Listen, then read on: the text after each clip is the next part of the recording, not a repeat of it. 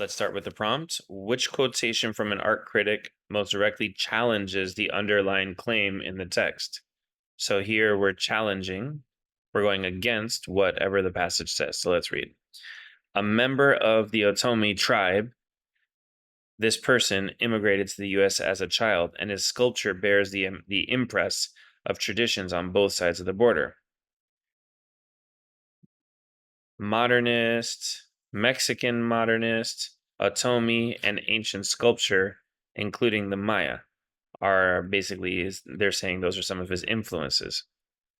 In his masterpiece, he fuses these influences into a style that is so idiosyncratic that it resists efforts to view his work through the lens of nationality, or cultural identity.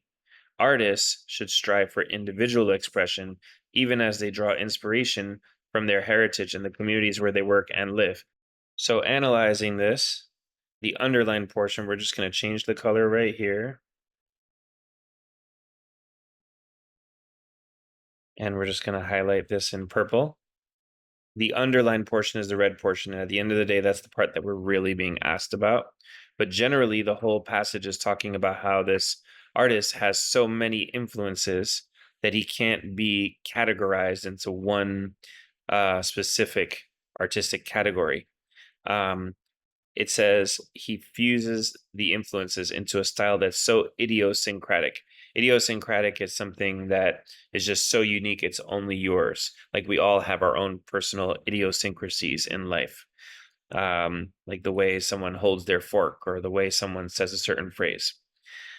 And then in purple, we have a little insight that he believes artists should strive for individual expression even as they do draw inspiration from their heritage and their communities. So let's look at the answers now.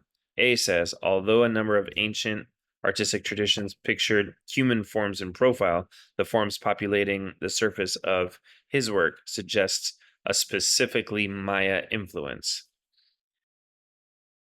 So here we're talking about an influence from the Mayas, which, if you notice, that's actually okay according to the passage because it says, even as people draw inspiration from their heritage and their communities. So a little bit of Maya influence is okay. So I would say this kind of maybe goes along with the passage.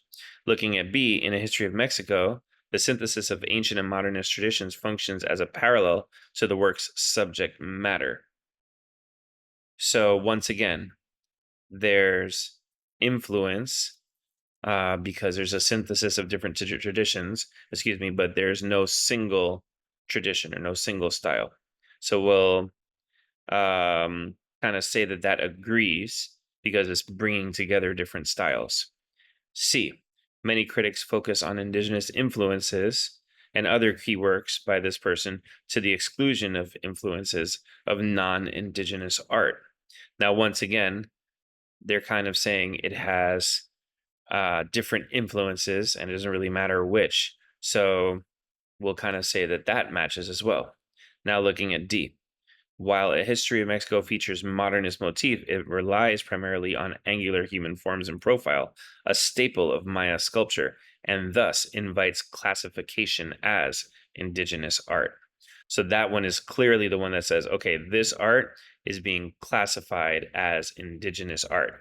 It's not this fused amalgam of different styles. It's just one and only one at the end of the day. And that's exactly what the artist didn't want.